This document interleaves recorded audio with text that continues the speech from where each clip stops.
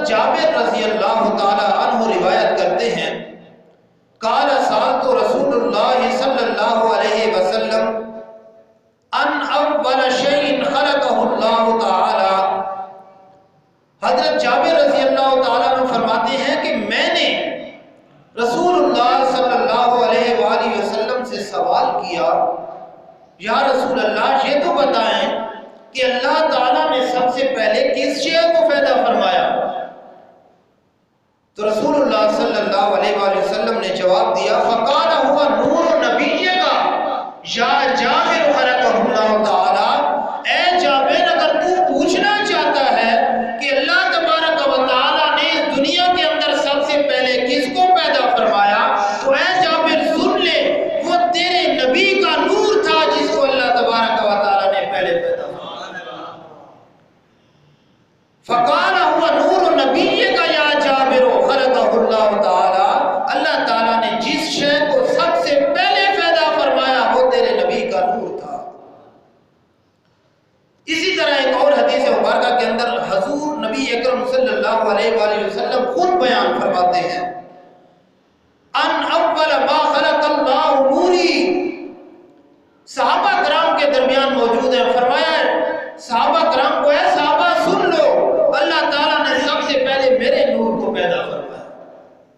یعنی اس دنیا کے اندر اگر کوئی چیز بنی تھی تو سب سے پہلے میرا نور بنا تھا.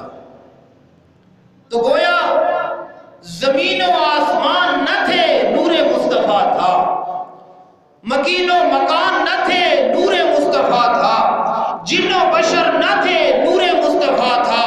فرشتے نہ تھے نور مصطفیٰ تھا.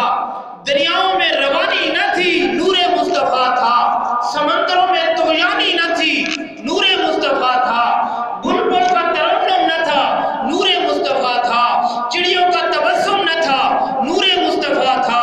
حتیٰ کہ حضرت ابراہیم نہ تھے نور مصطفیٰ تھا. حضرت نوح علیہ السلام نہ تھے نور مصطفیٰ تھا. حضرت اسماعیل نہ تھے نور مصطفیٰ تھا.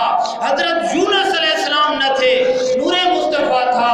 حضرت عیسیٰ علیہ السلام نہ تھے نور مصطفیٰ تھا. حتیٰ کہ حضرت آدم علیہ السلام نہ تھے نور مصطفیٰ تھا. ارے جب تب کب نہ تھے نور مصطفیٰ تھا.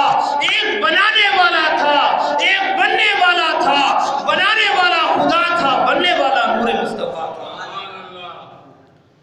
بنانے والا خدا تھا اور بننے والا نور مصطفیٰ تھا.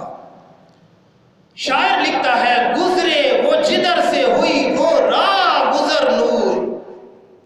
اس نور مجسم کی ہر شام سحر نور. لب نور دہاں